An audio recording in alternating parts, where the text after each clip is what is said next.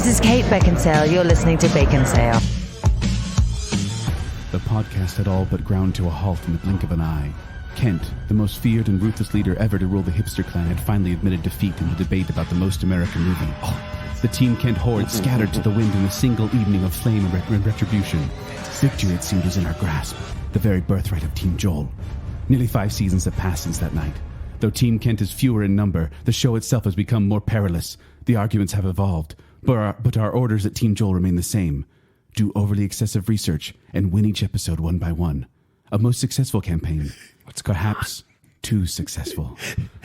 That was like 4 minutes long. I know. We've got a new show now. I edited that down as well. I cut that down from the original speech. It was like really long, and I was like, okay, I want to whittle this down. Joel, what is this speech from? Underworld, actually.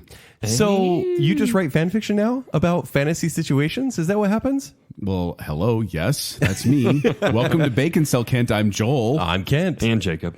And we'd like to thank you for listening to our 200th episode. Oh, thanks for listening, everybody. We did 200 episodes. Now we're gonna quit. We can't keep teasing that. We had a great time. Eventually, it'll be true. Probably. Yeah, exactly. Like we told you, this was coming. You didn't believe us 3 seasons ago. But we thank you for listening. Season 8. Also, we thank you for listening to the Team JK versus Team Listener. Don't listen to that one. It's really not a great episode. No, I might just delete it. What a bore that Felt one cute. was. Might delete it later. And I don't want to blame it on Jacob, but I'm blaming it on Jacob. Yeah, it's hashtag Jacob False. Sore losers. I don't know. But, thank you to our new listener. We can say that now officially. Our new listener, Spencer Larson. Congrats, Well done. Spencer. He's already looking. Hold on, yeah. We already got his first tour. His U.S. tour starting, so should be good. Guess what movie screening he picked? Don't say it. Detective Pikachu. Oh, we're good.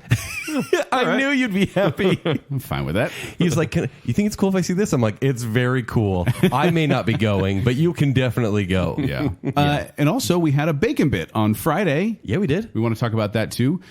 We announced a event where we're going to mingle with you guys. We're going to meet the listener, and we're going to give you free food in the process. That is a cool double feature. Yeah. that Well, count? the food's cooler than meeting us. It actually is true. Honestly, it is. Just because the is food's good. This is a gourmet burger. This is a giant burger. The You won't be able to Baconsale burger. finish in one sitting. Yeah, like you said, the Baconsale burger. Honestly, it's cool enough for giving away a burger. Like, Yeah. that's cool. But this burger, we have hand designed, and it's awesome. Like, I literally touched every one of the burgers. Ew. No, don't say that. You're welcome.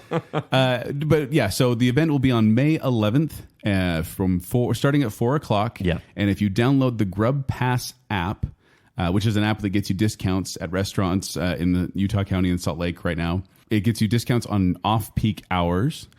And peak hours, and, too. and peak hours too, but it's a bigger discount on off-peak hours. off-peak, yeah. But if you have that app and then go to the event on May 11th, you can get a free Baconsale burger and meet us and hang out. I mean, The that's- Baconsale burger. That's what we're asking for. Just come hang out with us and get free food. Yeah. On a Saturday. I love free food. and I like hanging out with us. It really couldn't get better. And honestly, this doesn't have to be just about Baconsale. If you know anyone who likes awesome, great, delicious burgers for free, tell them to go. Apparently, every human needs to eat. Apparently. So if you know of any humans that need to eat, send them to From Scratch at on May 11th and go there from 4 to 10 o'clock. We'll be there from 4 to 6. That's it.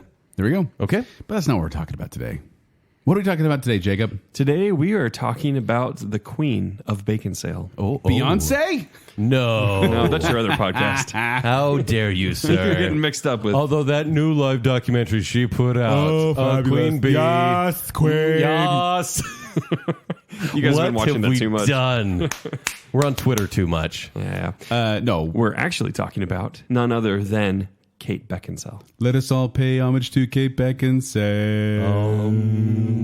So we've done we did a show about Kevin Bacon last year. Let's talk about Kevin, episode 149. Had a lot of fun doing that because we wanted to give some love to Kevin. We need to do a shout out to Kate too. Hey Kate, thanks for listening. Thanks for listening, Kate. Thanks for following us on Twitter. Wait, Kate's listening? Maybe Yeah. That means we have to say really nice things the entire time? She'll understand. She's a very down-to-earth person. Yeah, she's super relatable. She'll get it. But okay.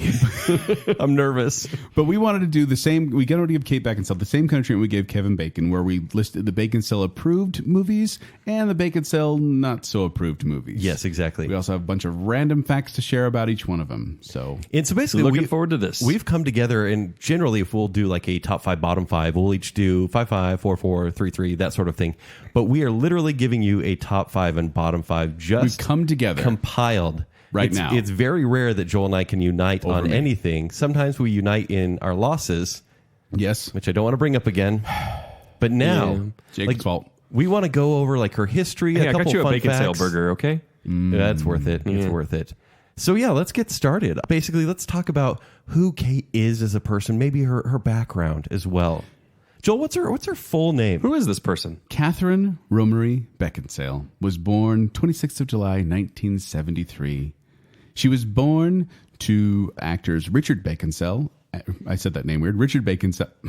Baconsale? I can't say Baconsale. Richard Beckinsale and Judy Lowe. So her dad was actually in the acting business. Yes. In fact, her first television appearance was at the age of 4 in an episode of This Is Your Life, where her father was being kind of shown. It was an old game show where they bring a person on as like, this is your life. And they'd bring on like their elementary school teacher or their first, employer. And they kind of like run through their life on screen for these celebrities. So it was like a post-apocalyptic like reality show. Did you ever see that, Jacob? No. It's the 1970s. Like that's just what they did. Yeah. So he was like 30 years old, and he's already a megastar over in England. He was in 2 shows, actually 3, but 2 of his biggest shows were called Porridge. I love that, and Going Straight. You love Porridge or the movie called Porridge? I love that, or just Porridge? Porridge, but I love that a British show is called Porridge, and it was a smash success. That's so British. That's like the most British thing I could think of. MASH success. Oh. Because Porridge is MASH. It's Okay. mashed. But you know what's crazy and a little bit of sadness to begin with, because this really kind of formed who Kate was and how she dealt with things. I would agree. The very year after they did This Is Your Life, he turned 31 and he died of a heart attack. She was 5 years old when her father passed away. He had a That congenital sucks. heart defect. At 31. And he passed away at 31 years old. Jeez. And it put her into a very dark place. She ended up like becoming very, I don't want to say a loner, but she kind of shut down other people and kind of just wanted to focus she herself. purposely said she did not handle adolescence well. Yeah, she said like I was a mess. Yeah, she didn't want to get too close to other people because she didn't know when the next person was going to leave her suddenly. Right. Jeez. So also, she was kind of a genius. I don't know if you guys knew this, but like age 6, school report found that she had the reading age of an 11-year-old and her IQ was 152 at age 6. And I'm pretty sure that's a high number. 152 Joel, I know you were at going to age ask. 6? Yeah. What does that mean to you, Jake? I'm somewhat familiar with that scale, and that doesn't seem right for age 6. So smart or not smart? Really smart. Good job, Kate. yay, Kate. But she did describe herself as a late bloomer. She said, all of my friends were kissing boys and drinking cider. I love that she says cider. Yeah. Porridge. I love it. They're all drinking cider way before me. I found it really depressing that we weren't making campfires and everyone else was doing stuff like that. So it's kind of funny to think of Kate Beckinsale, who's become kind of this, I don't know, icon. Yes. Not fitting in, not getting along with others. It's funny to think of Celine from Underworld being this awkward child as Yeah. well. Like, and she was a tortured soul as well. She went to an all-girls school and she was involved with it's called the Orange Tree Youth Theater. This is already very different than the Kevin Bacon episode. Isn't it crazy? I mean, he actually had aspirations that way as well. Like, he was very creative as a child. Yeah. But she wrote fiction and poetry, and so she won this award. It's called the W.H. Smith Young Writers Award for both fiction and poetry. So she won that award twice. so she's a writer, too. Yes. Kind of impressive. Well, she's been writing some movies. I don't know if she has written any movies, to be honest. I think early on she was, but I'm not sure. I was going to say she had a lot of struggles. She actually battled anorexia for a while at the age of 15. She went to therapy and had Freudian psychoanalysis for 4 years. So she had her struggles, but then she also ended up getting involved going to Oxford. Right. And Where she studied. She studied, and then going to the Oxford University Dramatic Society, which is where she gained her love for theater. Yeah. Did she drop out of Oxford? She did. So she studied French and Russian literature, and then after those 2 years, she left to pursue her acting career. She basically said, I can't do both of these things. They're both very demanding, so I'm going to do what I love more, which is acting. Yes. So first off, she was in a few plays, but it was mostly television productions over in the UK. And this is stuff that we will never, ever hear about. But the first thing she got in TV was called Devices and Desires. I'm going to back away from that one. Devices and Desires. Yes. Yeah, it was a 1991 TV series. Did you have a home video called that? Kid? No.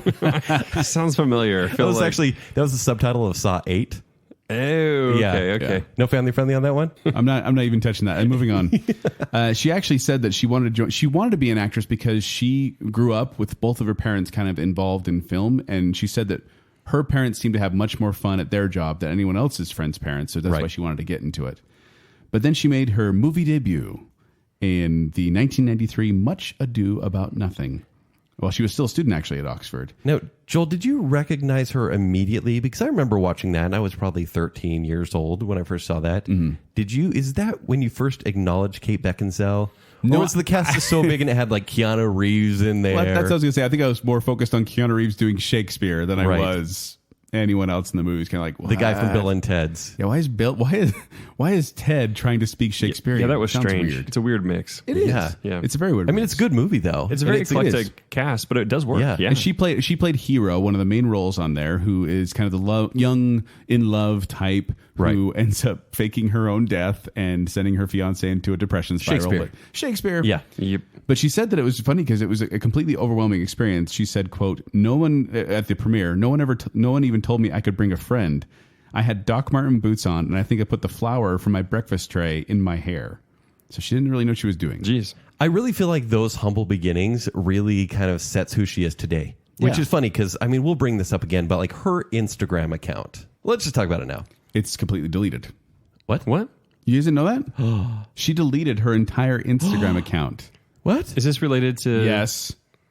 Let's not talk about him, but let's say after she got a lot of heat Because she for got a lot of crap about her Mr. current relationship. You don't want to say his name? Oh, I don't want to say his name either. He who not... Voldemort. Okay. Let's just put it out there. We'll just call him Mr. Davidson. Yeah. Sounds very official. It sounds like he's older than he is the Pete because he's Davidson- definitely not. The Pete Davidson experience, remember that? That is so sad because she was so clever. Like, for example, what she did, and now I have to use past tense on Instagram, is there would be a really nice picture of her, like whether it was like a modeling shoot or just her looking very glamorous, just taking a selfie, and you'd be like, oh, of course, that's like, it's a Hollywood selfie. Like, they're just like self-adulation.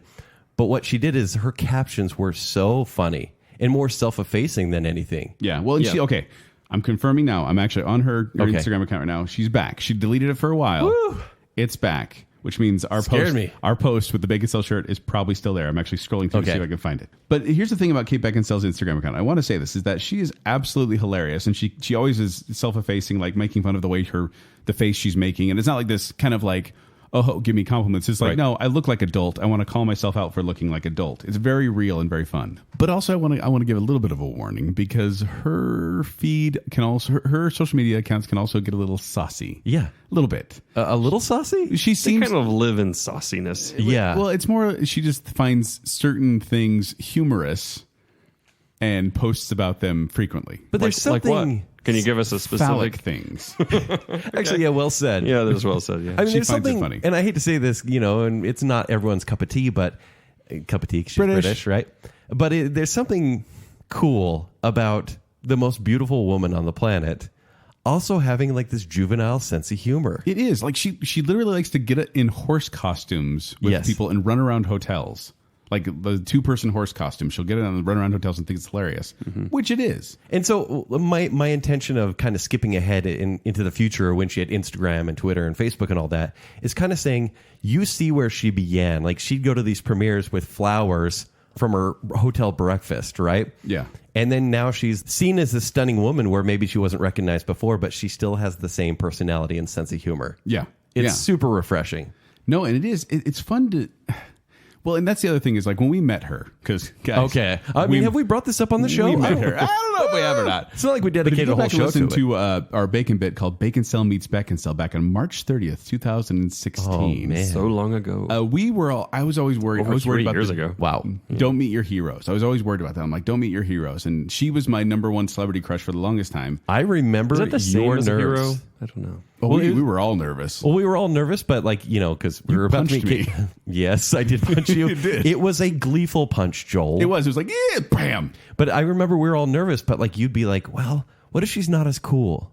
Yeah, what if she like, this is just me, but I'm like, what if she's a jerk? What if she looks kind of weird, like looks a little more Hollywood plastic type? Like, Sure. I was worried about that, but then She did not. She was beautiful. She was gracious. She was And kind. so cool. And I made her laugh. Yeah. That's not the point. And she recorded an intro for us, as we all know. Yes, that's when, what the intro when we is. didn't think the handlers were kind of like, oh, we don't know. And she's like, yeah, sure. Yeah, she was like, okay, Sounds yeah. great.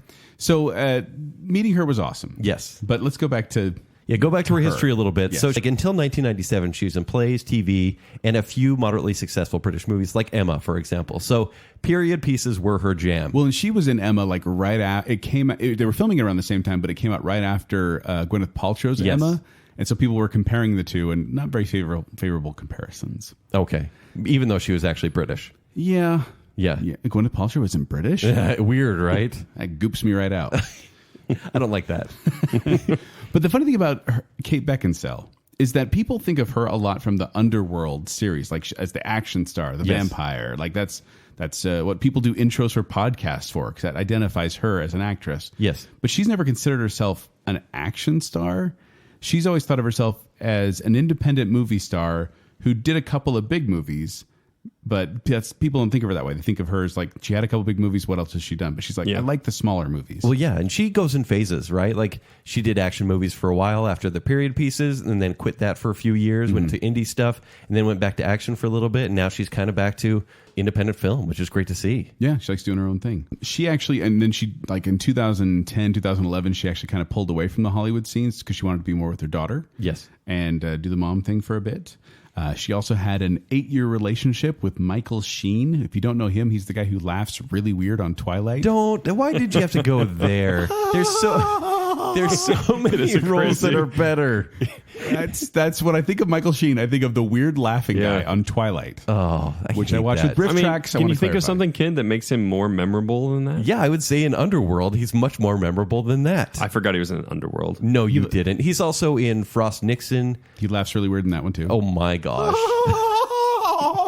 He does have a crazy laugh. Stop that right now. Look it up. Michael Sheen laugh Twilight. Yeah, he plays Tony Blair in several movies as well. And he's a good actor. And they You have met, not won that. What? In The Queen? Have you not seen The Queen? No, he means you're not Without winning. me? He's still the laughing guy from Twilight. No, stop that. Yeah. But they were together for 8 years, never married. She said she actually just kind of considered themselves married, but they weren't. Yes. And then they remained close friends even after their separation. Yeah, like you'll see pictures of them just hanging out. They just hang out on their Instagram feed. You'll just see them kind of hanging out, and it's kind of cool to see. Are you going to tie this into the Sarah Silverman thing? Because if I recall right, Sarah Silverman started dating him, and then they would all three hang out. Yeah, they're like best friends. Right? I don't Yeah. know. Is she still with Michael Sheen? I don't know. I don't know. I don't know these sorts of Yeah, things, I but I know it happened at some point. Well, and then after like things were kind of getting on the rocks with Michael Sheen, actually on the set of Underworld, the director Len Wiseman, they met there, Right. And then the relationship bloomed, and she ended up dating him, the director of the Underworld movies. Which they married on 9th of May 2004. But don't worry, because they're all friends. Like literally, like up until her divorce. Which am I jumping ahead, Joel? No, go for it. Well, no, Yeah. because this guy's a tool. The new one. Len Wiseman? Yeah. I don't She's know- going to listen to this, Jacob. I don't know if she'd say that. Look, from what I had seen about this, like he was a total jerk. So Was he? yeah.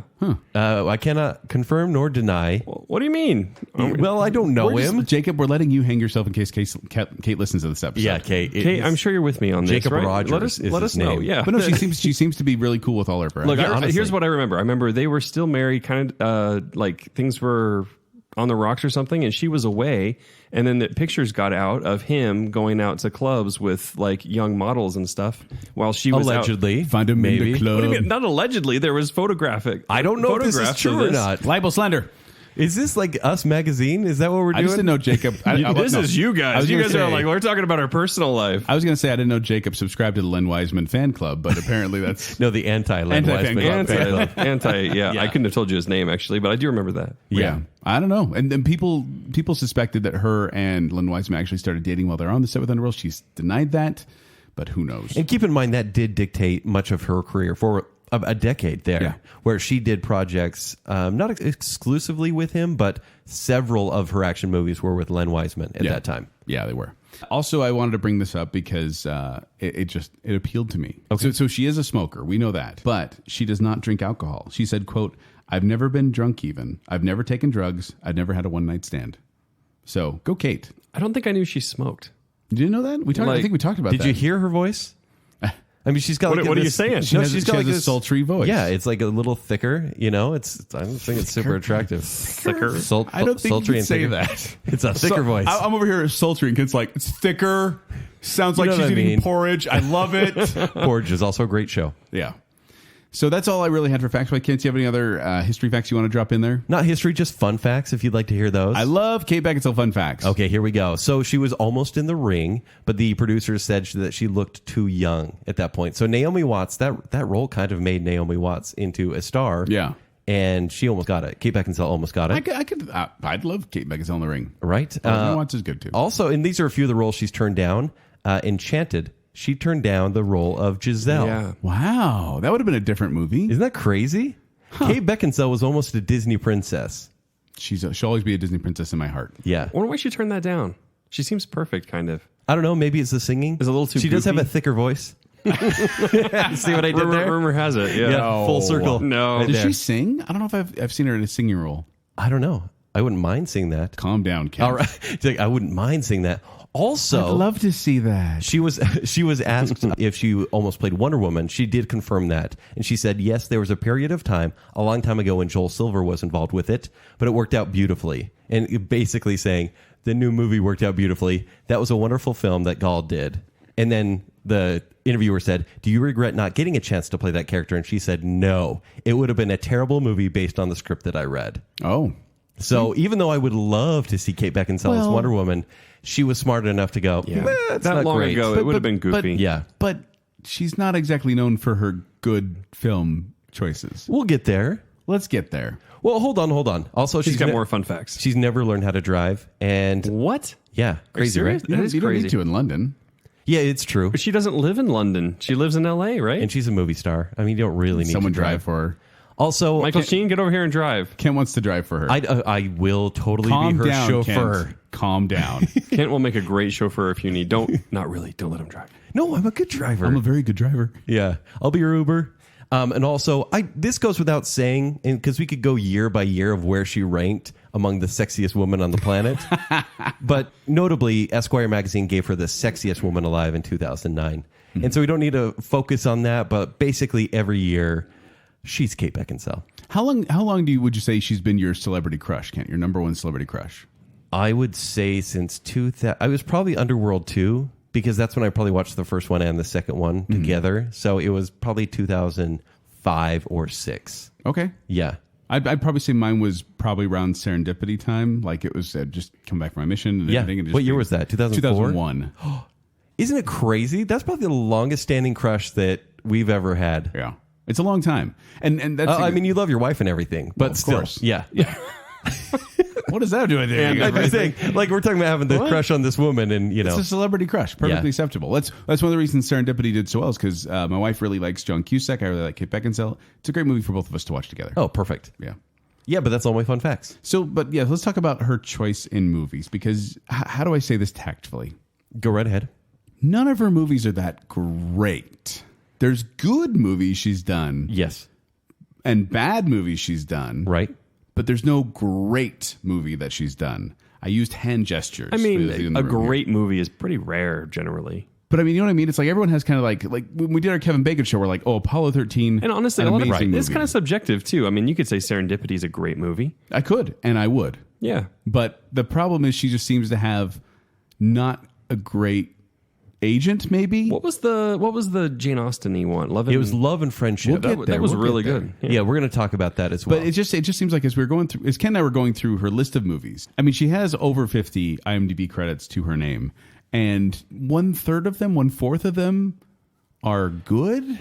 Well, Joel, I don't want to make this show too political, but we do know how hard it is for, especially at that era when, you know, like a Weinstein was in power, how hard it was for certain actresses to get roles. You think that's it, though? Totally. She was involved in that whole scandal, meaning a victim of this scandal.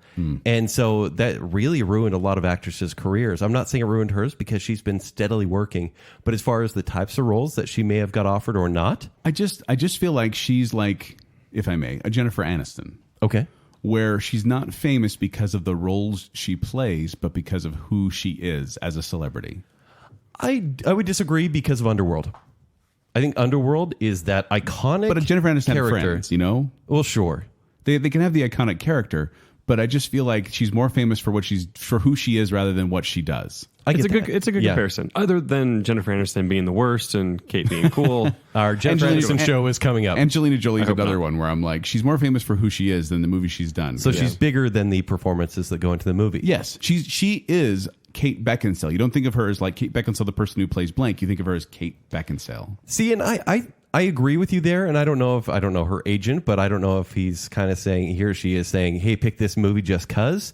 But she is a steadily working actress that continues to do movies, good or bad, and we will talk about some recent ones that maybe aren't as subjectively good.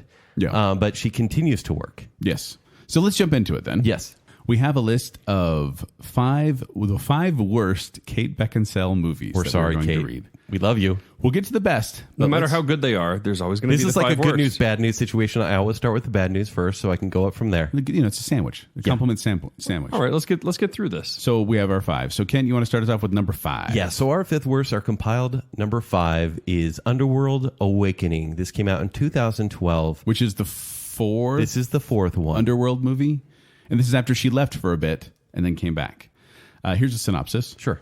When human forces discovered the existence of the vampire and lichen clans, a war to eradicate both species commences. The vampire warrior Selene leads the battle against mankind. So this stars Kate, obviously, also Theo James from the Divergent series, and Charles Dance, who also plays Tywin Lannister and the malicious guy in every show And don't ever. forget, Kent, it's directed by Mons Marland and Bjorn Stein.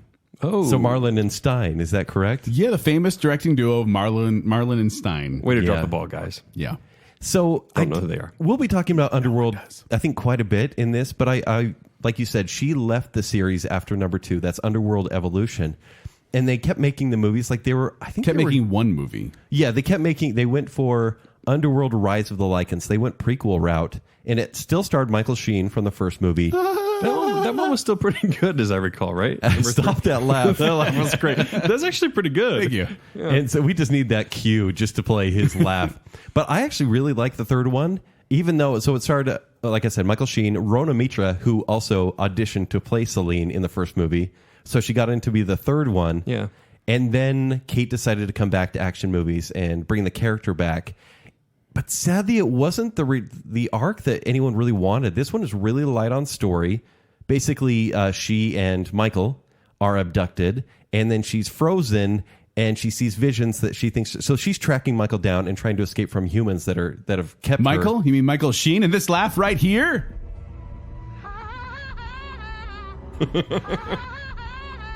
I hate you so much. Stop it. Okay. Stop it.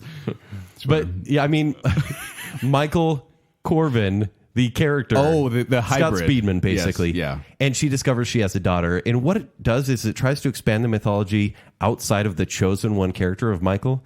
And it just fails. The action is pretty cool in this one. Like they still have a modest budget that they use pretty well. Yeah. But I didn't really care for the humans going after like the vampires and werewolves because I just like the war itself. The problem is, I feel like this movie started in the middle of the story and then ended in the middle of the story. Right, you're right. Like and then also the whole, it might be Michael, it's not really Michael, it's this random other, it's the daughter, basically. Yes. It just felt like it was trying for a really big twist, and it's not a good payoff. It did turn a profit though. It was made for 70 million. 70 million. It made 160 million. Right. Also has a 27% on Rotten Tomatoes. What's that?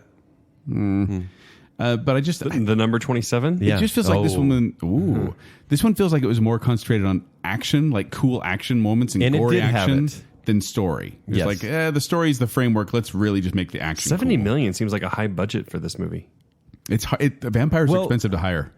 Is that it? Yeah. That makes sense. They got to Werewolves turn the come lights cheap. down. They got to lower the. They can only film at night. Yes. I'm interested in the budget. No garlic on the set. Well, honestly, but Underworld is kind of a sure thing. Like even globally, like it's going to make around 160, around 200 million, whereas her other movies don't make that a fraction of that, basically. Right.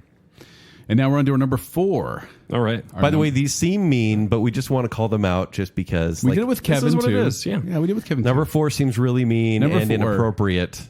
Joel.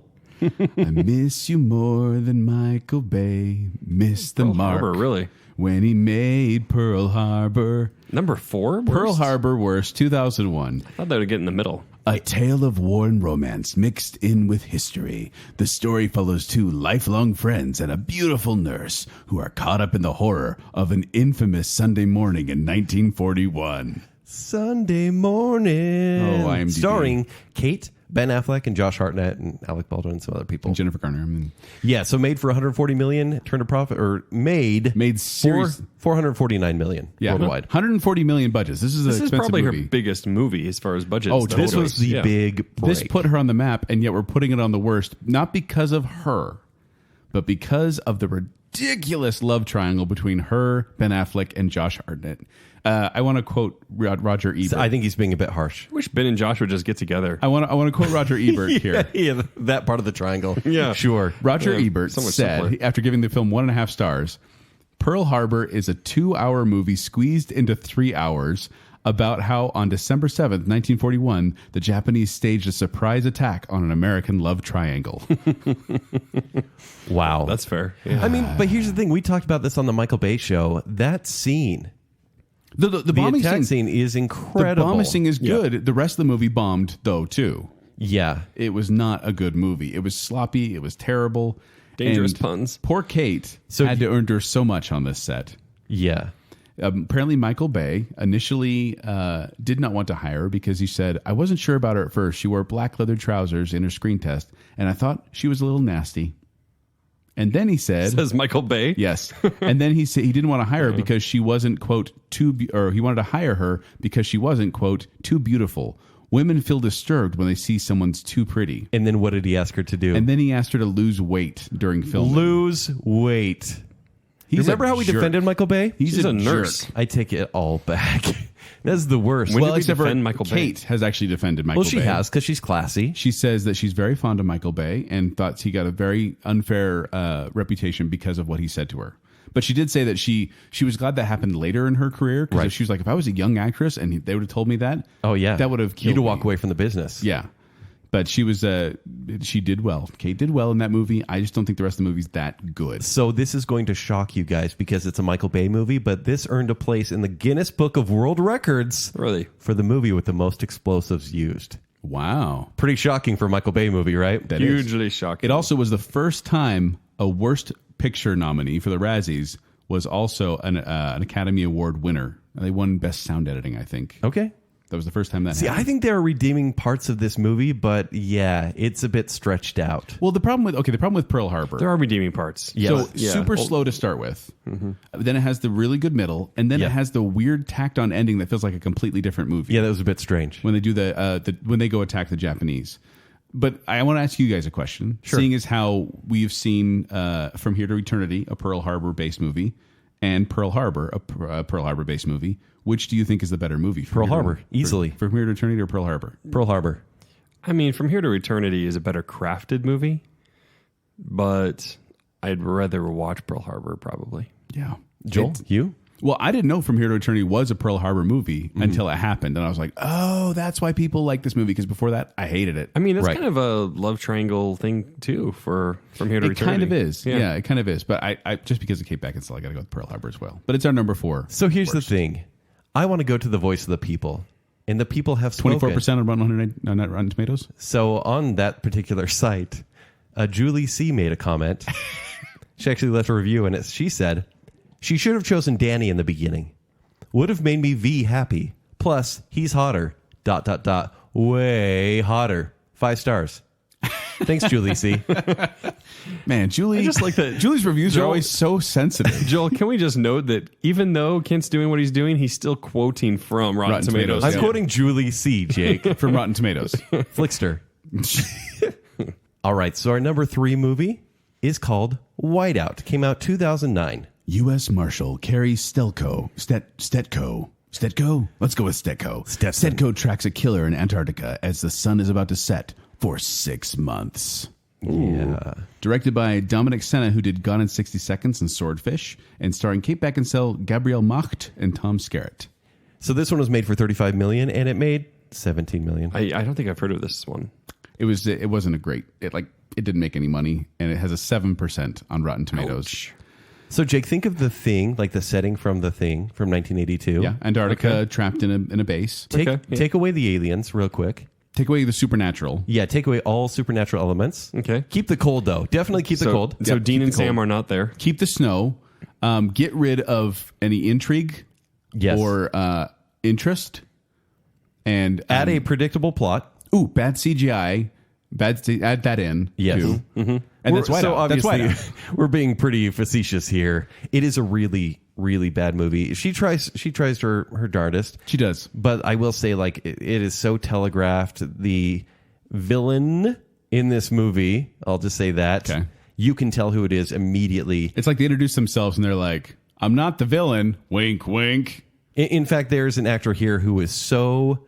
Like, he's like, hi, I'm Agent Face, and you're going to think I'm the killer. The characters' names are amazing in this movie. Agent Face. That might have That is hard to say. helped the movie. That sounds interesting. But you're just like... Dr. McSpeechies. Yeah, and it really... I wish there were some sort of supernatural element here because the setting is cool. You can tell she's trying, but the movie She's trying itself very is just hard. did you not guys good. watch this again recently, or is this just Not- distant Kent did. memory? Today? Today. Wow. Yeah, today for the first time, And actually. it's been a while since I watched it. In fact, when I did, I think my review said something like, maybe I was distracted by Kate's beauty, but this movie made no sense to me because I couldn't follow it. So, but I had Kent watch it because I said, Kent, I want to include this in our worst list, but Yes. I have to make sure it is the worst. And it came back and said, yes, it belongs on there. It definitely belongs here. Okay. So I do have a few audience reviews that I would Please. like to share. For example, Tim M says, "Brr, made me feel cold. Pretty good. 4 stars." Also, Beth A says, "Found this on HBO while channel surfing. Really cold yesterday. 60 degrees and rainy, so we needed a movie. So suspenseful." 60 degrees? Yeah.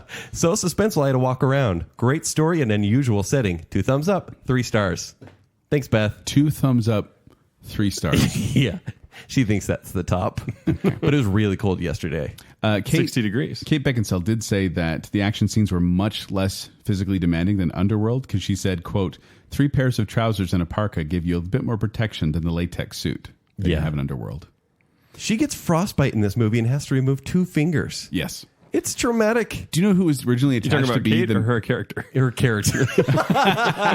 Yeah, good call. do you know who's originally supposed to be the main in this movie? Who? Reese Witherspoon. Really? She was attached to the movie, and then they changed directors and producers, and she ended up falling out with it. But can you imagine Reese Witherspoon in that role? Yeah, strange. So this is actually a graphic novel. They were trying to make this really moody, like a noir, like crime thriller in Antarctica, and it just didn't really pan out. Crime thriller in Antarctica. Well, in okay. fact, the author was actually really supportive as they were doing the movie, but then after he saw it, he said he hated it and said, quote, comic Carrie, meaning the Carrie Stetko from the comics, and would shake movie Carrie down behind the bleachers, laugh her out of the You Share Our Name club, and send her limping and mewling home to mother, and they wouldn't feel a moment's regret about doing it either. Well, that's a little harsh. I thought so too. I think he might have had some strong feelings about that. He's the one that wrote the material. Shouldn't be That's too what he's proud. saying. His comic one, yeah. Well, All right. Let's go to number 2. Number 2 you may have heard of it. is Van Helsing. Now, Joel, why would we 2004. put this here? Because it's part of our intro. It is part of our intro music, Yeah. oddly enough. But it's good. It's Alan Silvestri in the soundtrack. Does that mean it's worse than Pearl Harbor? Yes. So let me tell you all about it.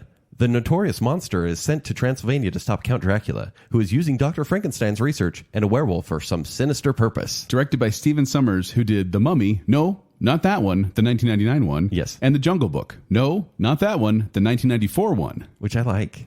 Yeah, Do you? no. A Mummy and Jungle Book? Yeah, those are both good movies. I know, but it's just funny that I was like, man, he's directed all these movies that have been made by other people too.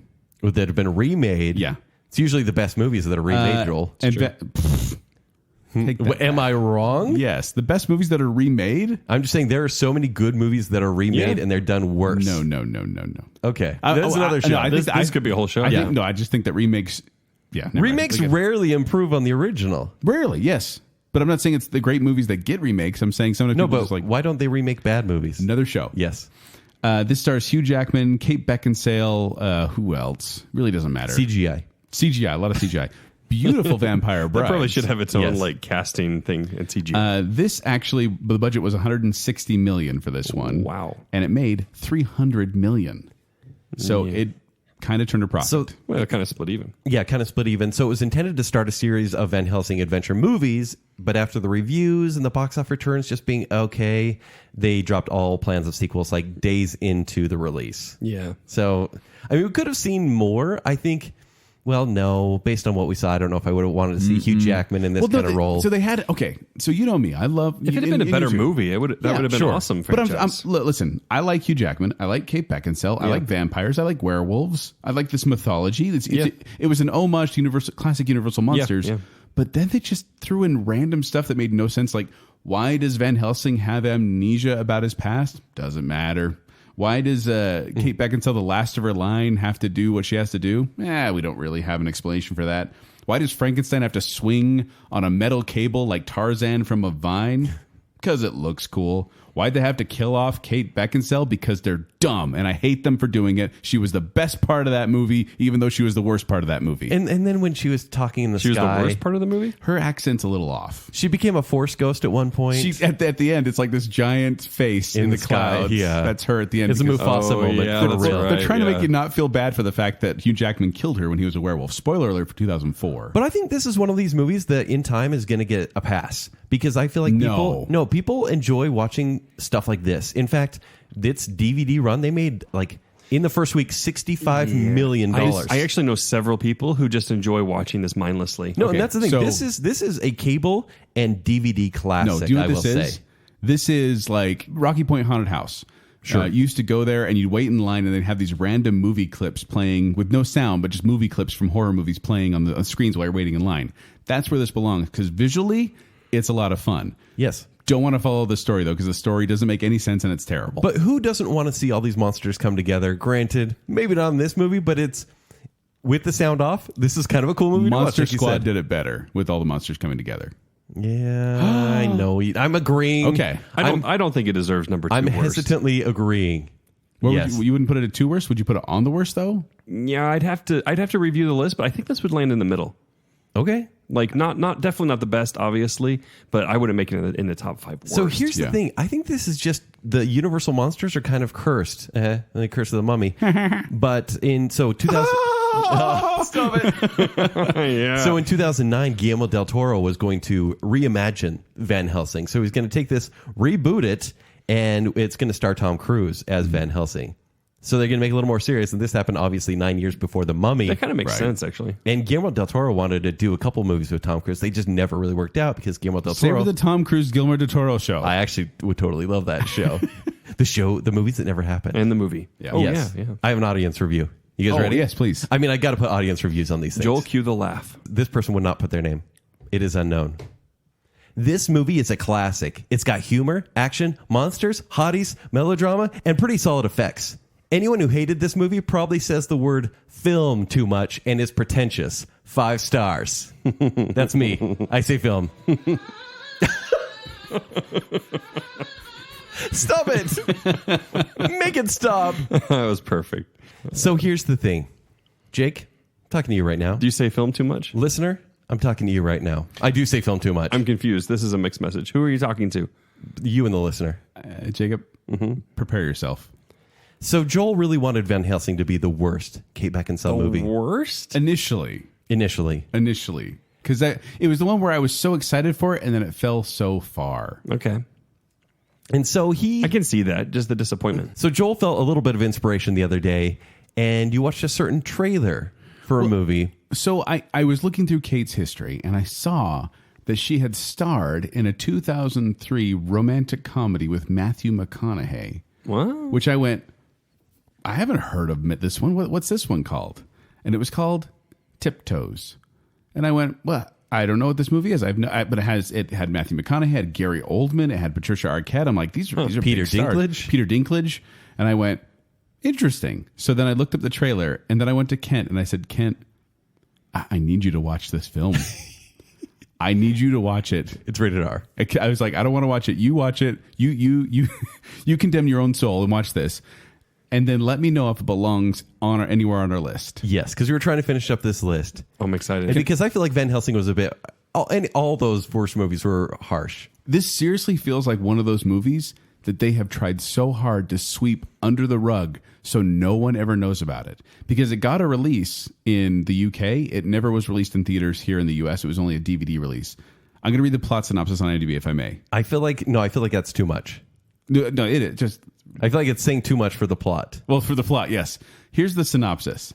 The story of a peculiar love triangle involving two brothers. Jake, Okay. 2003, the year of How to Lose a Guy in 10 Days. This came out right after Serendipity. And then right after, How to Lose a Guy in 10 Days. Okay, so picture these two beautiful people on screen in the same movie in a romantic comedy. Why Okay? wouldn't it do better? Yeah, it should work. Now, let me explain a little bit of the plot. Well, what would be something you think that would torpedo this, Jacob? These are two attractive people in a romantic comedy at the height of romantic comedies. What would torpedo this? What would torpedo this? What would make someone want to forget this movie so badly that people haven't even heard of it anymore? Oh, gosh. There's so many things. Yes. I want to say some things, but then I'm worried You'd be right. You're going to quote me out of context when I say Just them, go so- ahead and say them. Not too controversial if you have anything. Just I don't know. Okay. You ready? I'm ready. we're going to try to So- be as sensitive as possible. Well, here's the thing. This is a movie with Kate Beckinsale and Matthew McConaughey as romantic leads. And just like any rom-com, you know how they are. Someone's keeping a secret. Yeah. Okay? Matthew McConaughey is keeping a secret. Is this about incest? No. No. Okay. Oh, yes. Oh, man, that would be another layer to this. But he's keeping a secret. And do you know what his secret is, Jake? He is the only normal-sized person in a family of little people. Matthew McConaughey Okay. comes from the family of little people. And he is ashamed of it. Wait, what was the title? Tiptoes. Tiptoes. Look Because at we the- have to tiptoe around this topic? His Yes. brother, yes, we do. Oh, his so- brother is a little person played by Gary Oldman. Gary Old- Oldman as as in let me just Google right now how So this tall is why Gary- Peter Dinklage is in this movie. He's Peter also- Dinklage yeah. is not his little brother. Peter Dinklage is like his brother's friend. And they he made is a him French really tall. communist. Gary Oldman is 5'9". Just throwing that out there. Yes. And they In this movie, on his knees, he's a little person. On his knees? He Yes. plays this movie on his knees. Yes. And they added some prosthetics. Like they gave him kind of a hunched shoulder. Yes. And like some face changing Are they really stuff. having like short people jokes? Is that really the theme of this movie? Because that would be... No, So not here's the exactly. thing. Actually, the cast is full of little people. It really is, and it's a. I mean, anyone you've seen on TV or movies that's a little celebrity. Is that the right way to say Little it? person, I do yeah. Tiptoes once again. You keep saying little, people. They're in this movie, and they full on in this movie say some very derogatory things from a 2019 point of view. Kate Beckinsale is like, wait, you didn't tell me your family was midgets. And he says, please, honey, they're dwarves. That's the kind of conversations that happen in there. So, okay, Jake, Okay. here's the plot, and feel free to ask any I questions. want to hear a bunch of quotes from this movie. You I can don't. tell you from the trailer. I do. it's- No. It from the trailer, it says, and Gary Oldman in the role of a lifetime. He was going for the Oscar in this movie. Everyone's playing this pretty like funny. Well, actually, no.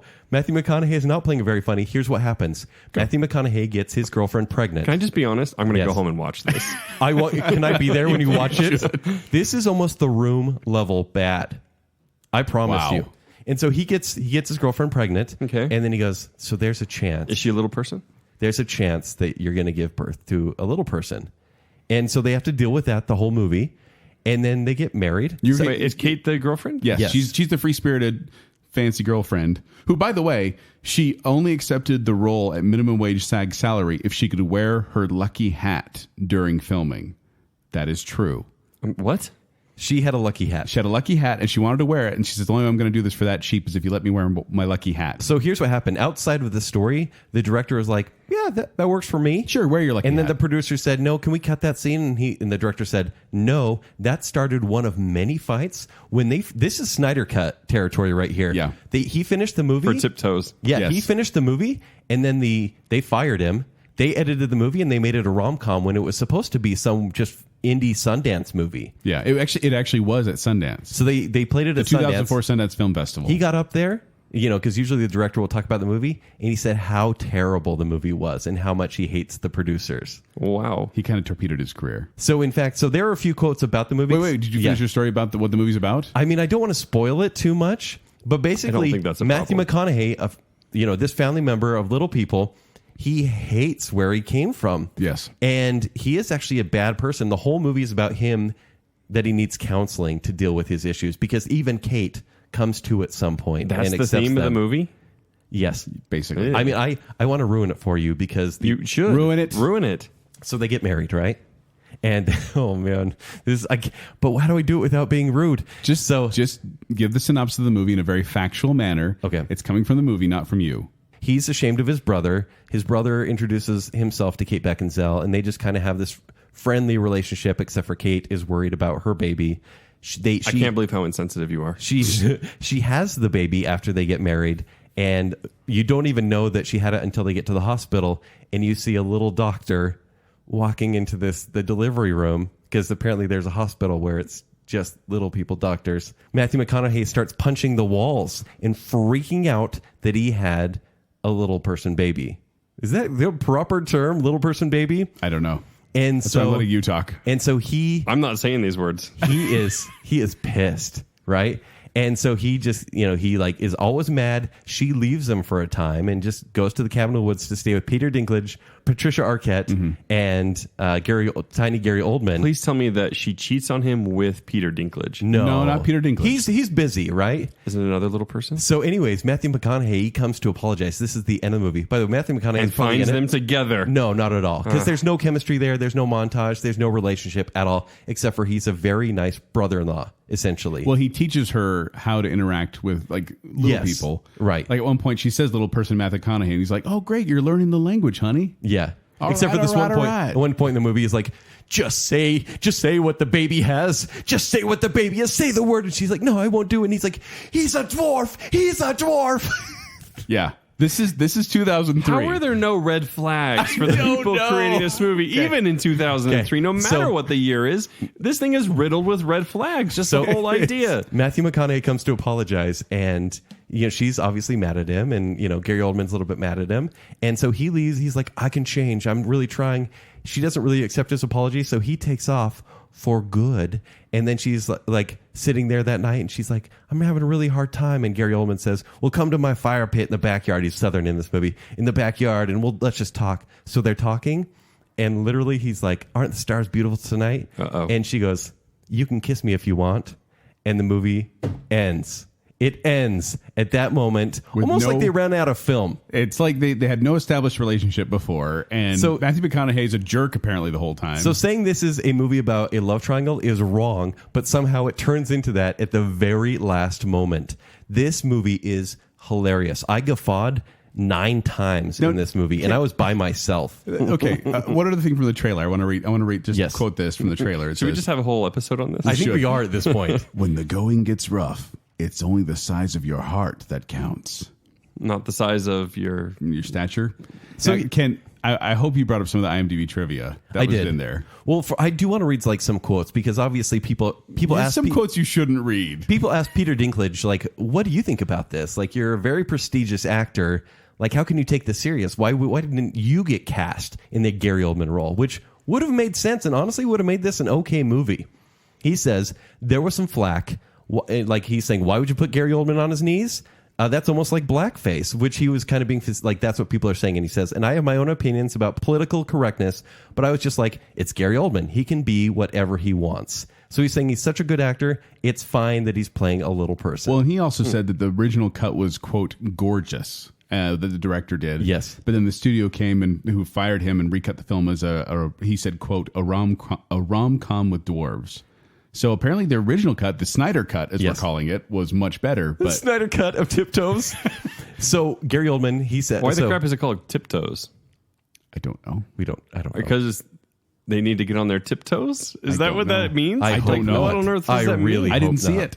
So when asked what it was like playing a dwarf, and it says this in the IMDb trivia, Gary Oldman said it was very uncomfortable because of the way his knees would rub on the ground. 28 out of 31 found that interesting. Yikes. Gary Oldman often made his famous moose soup for the cast and crew. Moose soup. And insisted Moose. everyone Okay. eat it instead of the provided catering. So he made moose soup, said, eat this instead. He claimed it awoke the machines within needed for his once-in-a-lifetime performance. Once in a lifetime performance. Now, I want to read one more. I mean, it was once in a lifetime. It was one very... That crap ain't happening again. Can I read one of them? Oh, please do. Okay. This is from IMDb. Gary Oldman kept his jeans extremely high and tight for the entire film in order to create the illusion of a small person. Apparently, that's all it takes. Yeah. According to Gary Oldman. So in this film, Peter Dinklage drank so much water, he became the official water champ. That's the stupidest fact. He was, I've ever hold on, Jake, it gets better. He was soft at first, but got it done in 3 long chugs. One person found that interesting. Me. I clicked interesting. So there you go. No, but really, this is almost the movie. It seems like they set up a camera and just let the people talk. Like the plot is just incoherent, but the attention they gave to making Gary Oldman convincing as a little person is amazing. It's Lord of the Rings style. No, they're crafty. They're literally like they cut out a hole in the couch so that he could be in the couch, and they had fake legs kind of sitting there crossed, so it looked like he was sitting on a couch.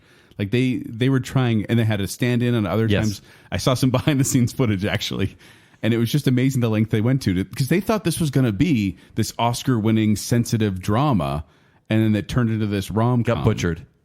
Or I don't know what it was even to then, begin with. I don't know how. Like they say, gorgeous and good at the beginning. I don't Release know how the it Snyder was. Cut. Release the Snyder Cut. So, Jake, you need to watch that. I actually want to be there when you watch it because I was by myself dying of laughter. I'm interested. Yes. Sort of.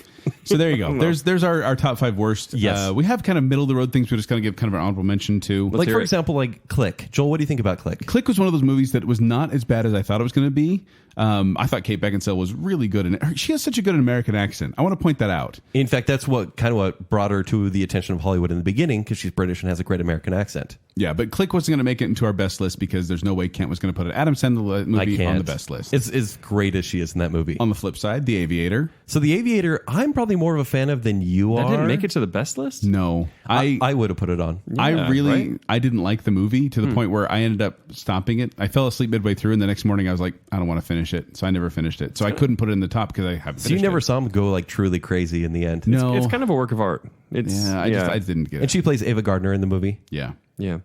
Love and Friendship. which I loved. I friendshiped it. Well played. No, stop now.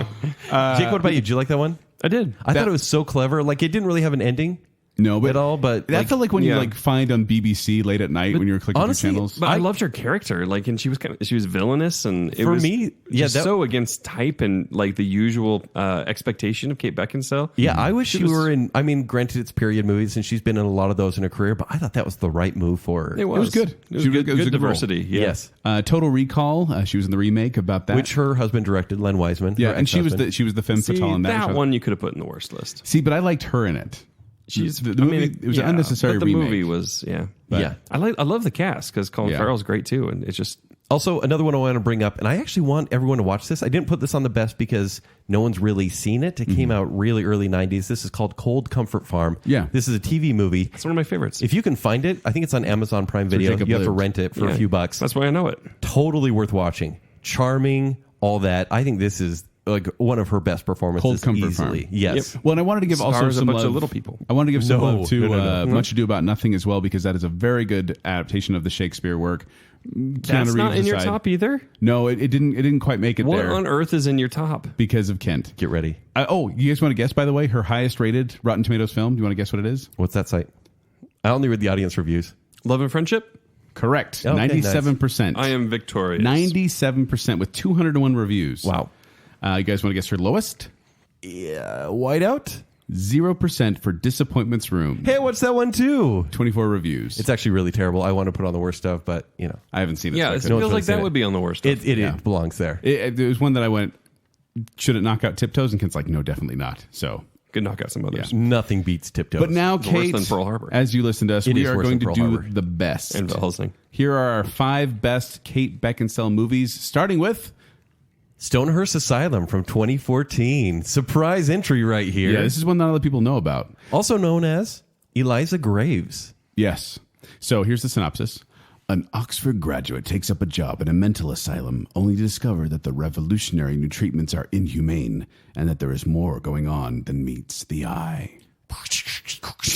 Directed by Brad Anderson, who did The Machinist, and starring Kate Beckinsale, Jim Sturgis, David Thewlis, Ben Kingsley, Michael Caine. This is one where I didn't expect much about it at all. Except, I mean, is it because you saw it on Netflix? Yes. I saw it was on Netflix. I'm like, oh. Yeah, I'll watch that during Halloween. A PG-13 horror movie starring Kate Beckinsale, perfect for Halloween. And it was actually surprisingly good. Well, it's funny, right? I mean, because this one, you're like, oh, I've seen Shutter Island, and here's Ben Kingsley and another. This came out 4 years after that. Right, so this will probably just be a copycat, but it surprised me as well. And I think it's because of the source material was good, and then they adapted it very well. It's loosely based on Edgar Allan's short story, The System of Dr. Tar and Professor Feather. Yes. Which is it's a good short story. And the Kate Beckinsale's role, it's not major. Even though the movie's named after her. Yeah, but at the same time, she's definitely the most memorable part of the movie. Easily. Yeah. Have you seen this one, Jake? I haven't. It's on my watch list, though. Totally worth watching for free, and it made our top 5 best list. It did. Yeah. Like, it's a big surprise. Although I don't want you to get your hopes up because it is, like I said, they're all kind of good, and this is in that. Yeah, it's good. It's fine. It's the how would Jacob put it? It's the Paul Rudd of horror movies. Okay. That's fine. That's fine. That's fine. That's cool. Yeah, that's cool. So what's number 4, Joel? Number 4 is Vacancy, another horror movie. 2007. A married couple becomes stranded at an isolated motel and finds hidden video cameras in their room. This is the Wilson brother, right? Which Luke Wilson, yes. Luke Wilson, yeah. So this one, Kate Beckinsale, Luke Wilson, they're a couple who get stranded and they go to this hotel room and things are a little weird. And they find out that they find a videotape and they put the videotape in the VCR and they see their hotel room and people getting killed in their hotel room. And they suddenly realize there's cameras all over the room and that they're part of this ring to create these videos for truckers who drive by. Yeah. And it's a ring of videos for truckers? Well, it's snuff films. They're making snuff films for truckers. Yes. It's huge in the market over there in New England. No, please no. If you like just saying it's for truckers, like it delegitimizes it entirely. It does, it's except for for truckers. It does, except for there's a whole thing where like a trucker comes to the thing and they're like, oh, some help, and he's there to buy one of the VHSs. That's kind of what it is, but no. They're like, actually, sir, you have a late fee. You can't really buy another movie. So this movie, go to Blockbuster down the street. The reason I like this movie is because it was an interesting horror film. Like it was one where I was like, I don't know where this is exactly going to go. Yeah. And my wife famously has said that when she got done watching this movie, her body ached because her muscles were tense the entire time. Well, here's what it is. It's a mix of the strangers right there. Even though they're in a hotel, it's kind of a home invasion story of sorts. Yes. It's got some 8mm stuff in there. It's a pretty creepy scenario. And actually a cool setting as well. Well, it's also very hopeless because I don't want to give too much away, but they try so many different avenues to get help. Yes. And every way is basically either cut off or rerouted back to the hotel so they can't escape what's happening. Well, so the filmmakers, they said this film was intended as an homage to old school horror films like Alfred Hitchcock's Psycho. Mm-hmm. And so they're saying because of this, the emphasis is on suspense over gory violence. Yeah. So even though it's about snuff films, it's really just putting them in the worst situation possible and just focusing on that. And I didn't feel this one was like gory or bloody for gory or bloody's sake. Right. Like there's a reason for that. Also, do you know who's originally cast in this? No. Sarah Jessica Parker. Oh, with Luke Wilson, huh? Luke Wilson, and she dropped out before filming began, so they put Kate Beckinsale in there. I don't know if Kate really loves this movie because she actually doesn't like Luke Wilson very much, or didn't, I should say. Yeah, he said he often showed up hungover, late, and unprepared. Wow. Yeah, no, wrong. That's wrong, Wilson. That was his brother reacting to it. Yeah, exactly. That's why I never party with that guy anymore. Yeah, I'm glad you anymore. Stopped. When you were around him, Jacob, you were different. I agree. By the way, this was directed by Nimrod Antal. Yes. I just like that name. You just want to say that I feel like you just made that up. Who directed Predators. Let's move on to number 3. Number 3 is the movie It's Underworld. 2003. Yes, we put this on there, and I can't put this on there. I don't know why I don't like the Underworld movies more than I do. Neither. Because it's Kate Beckinsale. Right. It's vampires. Good. It's werewolves. Good.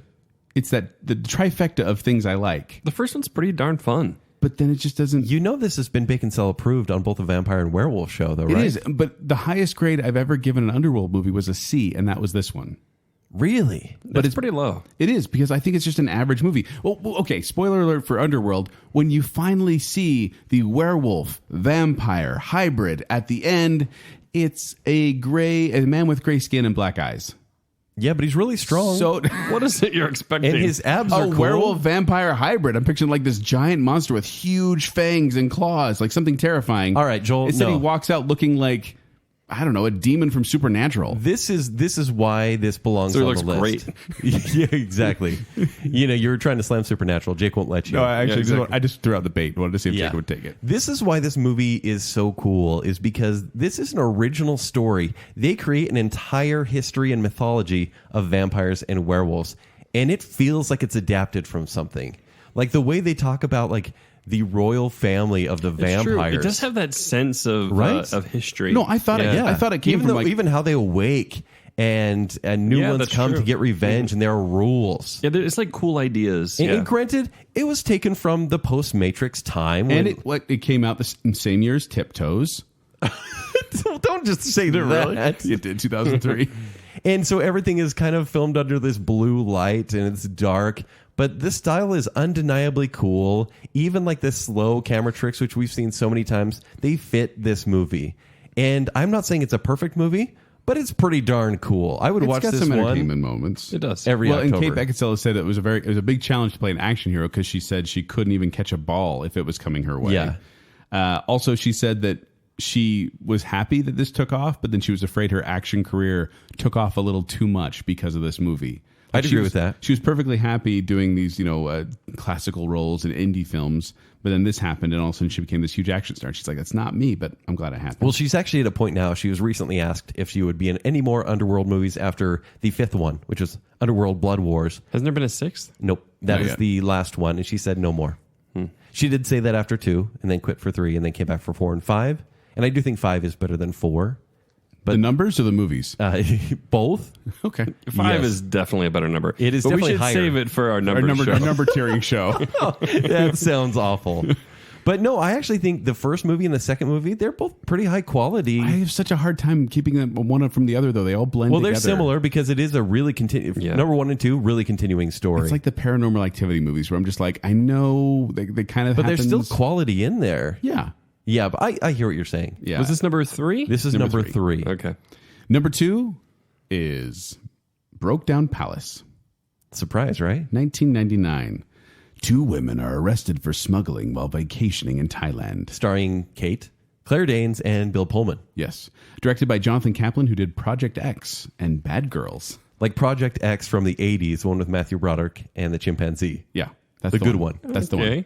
So Broke Down Palace, the reason I think I really enjoyed it is because it was real terror to me, because these 2 girls... It feels hopeless. These 2 girls, they're vacationing in Thailand, and then they meet this guy, and he ends up tricking them he puts some drugs in their backpack, and they end up in a Thai prison. And then Kate Beckinsale is just this naive girl, this high school girl, basically. Are they college or high school? I can't even remember right now. I think they're senior year high school. Yeah, but they go there, and they say she tells them everything that happened, and then they cite her a piece of paper saying, "Okay, here's your confession. Go ahead and sign it. We'll give it to the judge." And it's in another language, and she signs it, not realizing she's signing a confession saying that she's transported drugs. So all of a sudden, they start getting everything bad starts happening. Yeah. They get thrown into prison, they can't get out, and it just felt very hopeless. It's damaging. Yes. Yeah. And Claire Danes has her cry face on for a good portion of the movie. I mean, it's Claire Danes. When does she not? In fact, I have some fun facts about Claire Danes from this movie. Oh, go for it. So in an interview, she actually complained about the conditions in the Philippines. She said it was she complained about the heat, humidity. Yeah, they couldn't film in Thailand, by the way. It was filthy. She talked about cockroaches, poor and disabled people. Wow. And so she was declared persona non grata by the Philippine government and barred from entering the country. Claire Danes? Yes. Wow. She can't go back. So 84 people out of 85 found this interesting. Also, this was the first film for Claire Danes that she did not have her mother on the set with her. 1 out of 1 people found that interesting. Well, good for her. I think her mom found that Kate interesting. was Mom's kinda controlling. I think Kate was 26 years old when they filmed this. Yeah, Claire so Danes she was meant to like- be a kid. Yeah, Claire Danes was a teen, I'm pretty She sure. was. Apparently, Claire Danes wanted to become friends with Kate Beckinsale, but she found her, quote, complicated and prickly during the filming. Which is crazy because she is a sweetheart. This movie also has a personal connection because when I went on my honeymoon, we went To the Philippines or Thailand? No, we went to the Bahamas. Okay. And we get off, and my wife had never been in the ocean. And so we get off on the port there in Nassau in Bahamas, and we start walking, and I see there's a Hilton hotel, and they have like a private beach there. And I'm like, well, let's just walk through the hotel and go dip our feet in the ocean. Which your family owns, of course. Yes. Just get to the part where you're a drug mule, okay? We own the British colonial Hilton Nassau. But no, we start walking back so there. much buildup, I can't tell you. And my wife starts freaking out because in the movie Broke Down Palace, they go and sneak into a hotel pool. They go and hang out in the pool that they're not staying at, but it's a fancy hotel, and they get in big trouble for it. And it's actually how they meet this guy and end up getting the drug mules. So my wife was so worried. She starts talking to me about this movie as we're going over there. Like, we're going to go on the beach. They're not going to know we're not, that we're not guests here. We're going to get busted. And she was so worried about it. And I was like, if we have any issues, I'll just pull up my ID that says Mr. Hilton. They'll back off because we're at the Hilton. It makes so much sense. And then, my first wife was in a Thai prison now, and my wife, she's doing great. Oh man, that took a dark turn. She hadn't legally changed her name yet, so she couldn't use that excuse. But yeah, love you, honey. It makes so much sense. But yeah, Broke Down Palace it's a stressful movie, and it is a little cliched. It is a little corny. Critics don't actually love it. No, but I think it's really quite solid. 31% in Rotten Tomatoes. Jeez. Yeah, but what do they know? And a major number two. None of our best are considered fresh by Rotten Tomatoes. Good. Point that out. Great. But what is the best Kate Beckinsale movie? We may have mentioned it on the show before. I would say this is the one considered great. You guys have made a really interesting list of... Yeah. It's surprising. Beckinsale. With our powers combined. Unexpected, surprising, questionable. Those are all the words I mean when I say interesting. Well, that's the thing. Like, I think obviously a movie like Love and Friendship is a great movie, but it's not always like a favorite movie for a lot of people. No. So Not like Van Helsing. What is the number one favorite movie? Jacob, I think you know. And think Joel on this one, because this is definitely Joel's pick. This has got to be serendipity. It's totally serendipity. Yeah. A couple search for each other. I feel like movie voice guy is inappropriate. That it's got to be more. A couple search for each other years after the night they first met, fell in love and separated, convinced that one day they'd end up together. Starring Kate, John Cusack, Eugene Levy, Bridget Moynihan, Jeremy Piven. Yeah, Molly Shannon. Directed by Peter Chelsom, who also directed Hannah Montana, the movie. So they Way to bring the room down. Yeah, they don't have a budget on this one. Made $77 million. I did have a budget on this one actually. What is it? $28 million. Oh, okay, so good profit. So they turned a profit on this one. 59% on Rotten Tomatoes. It almost made the fresh, but this Only one 59. Yeah, yeah. Which I consider this one of the great romantic comedies ever. Like in my list of romantic comedies, this is definitely up there. This is tier 1 romantic comedy. Totally. Okay. Well, you wouldn't put it there? I would probably just because of Kate and John Cusack. Like, I love the two of them. Didn't we have a romantic comedy movie? It wasn't a tearing show, though. It wasn't a tearing. No. Yeah. No, this one, I feel like Kate Beckinsale is absolutely adorable. I love the idea of fate kind of driving them together, even though, so they write the phone number. One writes on a dollar bill, one writes on a book. And then they put them out in the world and see if they come back to them. And I'm like, not once during all those years did you get a call from someone saying, hey, I found your phone number in this book of love in the time of cholera. I was hoping if you could point me in the right direction. Could you just review Is this all based movies off like that? experiences you've had, Joel? Well, no, you put your phone number on a dollar bill. Let's see how many calls you get. I mean, really, that doesn't make a lot of sense. That's when the drug trade comes into play. Yeah. I'll put Kent's number on a dollar bill. I'll just let him tell me how it goes. Would you please? Yeah, okay. That'd be great. I'm, could use it. But it's so cute. Like, and just I love the way they're able to come together. And it's one of those movies that I enjoy every time I watch it, and I get that warm, happy, fuzzy feeling every time I see it. Yeah, I need to watch it again. I've only seen it twice. Really? And like a long I do time own ago. this one if you want to borrow it. Well, yeah, for certain occasions when we have our sleepover and we watch it together. We're putting that on the list? Yeah. Okay. You really agreed to that? Is someone keeping track of this list? I hope so. Because reverse listener, get on that. all the movies that we mentioned are going to go to our sleepover. So, fun fact on this one. So, during filming of this movie in New York City, the following note was posted on the trailer. And it said... The physical trailer. The trailer, Yeah, yes. Yeah. Yes, we are filming a movie. It is called Serendipity. It stars John Cusack and some girl from Britain that you wouldn't know, even if we told you her name. Ouch. Wow. I mean, it's kind of funny, though, right? Like, it's tongue-in-cheek. This wasn't her. I mean, Pearl Harbor would probably be her breakout role. Yes. But this is definitely the one I first noticed her on. Yeah, but isn't that so funny? It's like, no, guys, I know you don't know her yet, but it's Kate Beckinsale. Yeah. You're going to know her. And we know her. We know her. We know you, Kate. Thanks for listening, Kate. Is this the first one you watched at first? Did you guys answer that? I think so. I think this is the first one I definitely picked up Much on. Ado About Who's Nothing. that? was Much the Ado first for one. me, yeah. I probably saw Much I Ado About noticed her in Nothing. that. But I was too, like I said, I was too focused on Keanu Reeves being like, what is he doing? What is he doing? Denzel's so cool. You're always what is focused on Keanu Keanu Reeves. doing? Yeah. The range of Keanu. That's my band's name in college. Yay! That is a good one. Yeah. Anyway, so there we go. There's our top 5 Baconsale approved, which were going approved? 5-1. We had Stonehurst Asylum, Vacancy, Underworld, Broke Down Palace, and Serendipity. Can you want to run down the worst? The worst are Avoid these. Underworld Awakening, Pearl Harbor, Whiteout, Van Helsing, and Tiptoes.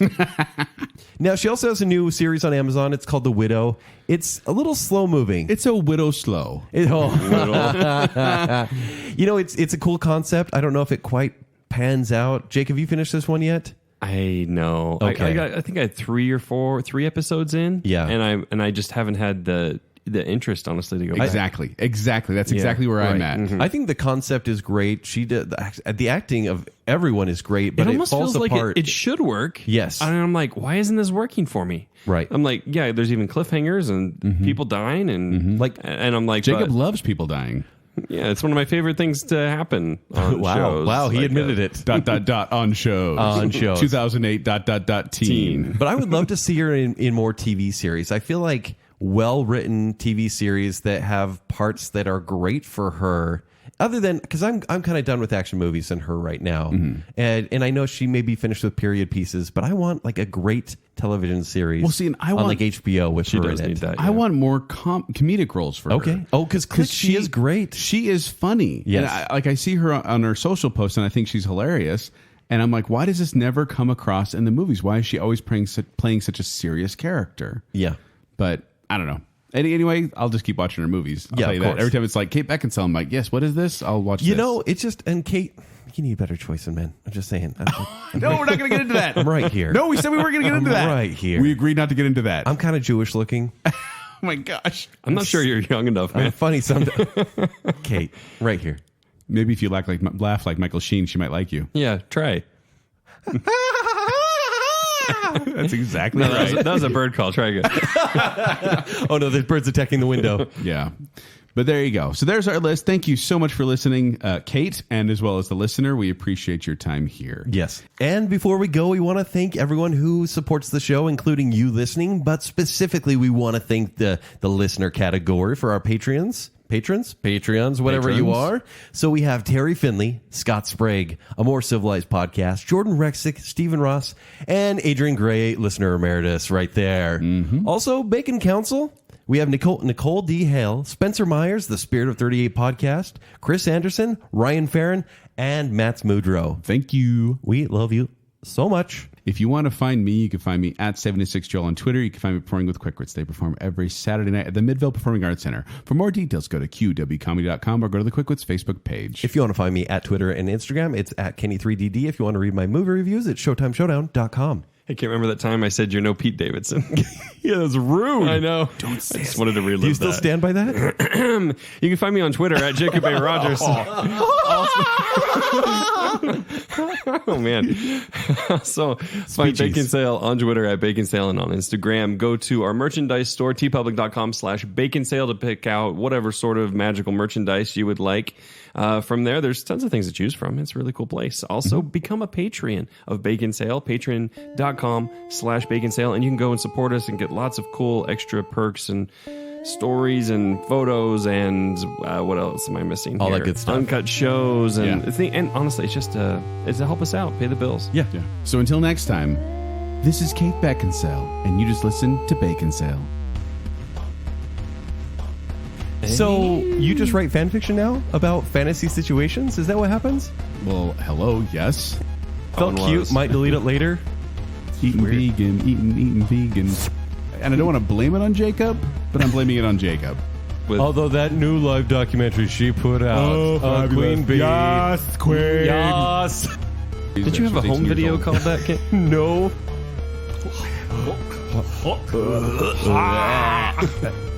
It was a gleeful punch, Joel. It was like, bam. Like, goops me right out. I don't like that. There's so. It's She got has like a this sultry voice. Yeah, it's like a little thicker. You know, I don't think it's super attractive. Thicker. I don't think sultry you and can say thicker. that. It's a thicker voice. I'm over here sultry, and Kid's like, it's thicker. Sounds like You know she's what I eating mean. porridge. I love it. Kate Beckinsale was almost a Disney princess. I don't know. Maybe it's the singing. It's a little too She does have goofy. a thicker voice. Stelco. Stetco. Stetco? Let's go with Stetco. This is Snyder Cut territory right here. Yeah. He finished the movie, For Tiptoes. Love and Friendship. which I loved. I friendshipped it. It's A ring of videos for truckers? well, it's Snuff films they're making for snuff- truckers. Yes. My first wife is in a Thai prison now, and my wife, she's doing great. Unexpected, surprising, questionable. Those are all the words I mean when I say interesting. Hey, I found your phone number in this book of love in the time of cholera. I was hoping if you could point me in the right direction. Jacob loves people dying. Yeah, it's one of my favorite things to happen.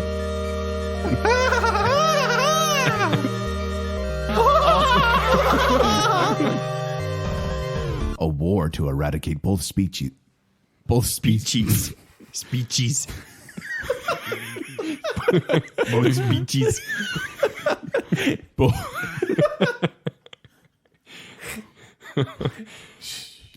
No. Speeches. I mean, it makes sense. Speeches. Okay. I love that movie, by the way. Yeah, it's great. I watched it so much when I was 15. Speeches. 3, 2, 1. Eradicate both species. Speeches. 3, 2, 1. Eradicate both species. Dang it. You were so close. You were. We were really close on that one. 3, 2, 1. Eradicate both species. Gotta have a brain reset here. Yeah. Okay. Speeches? Speeches.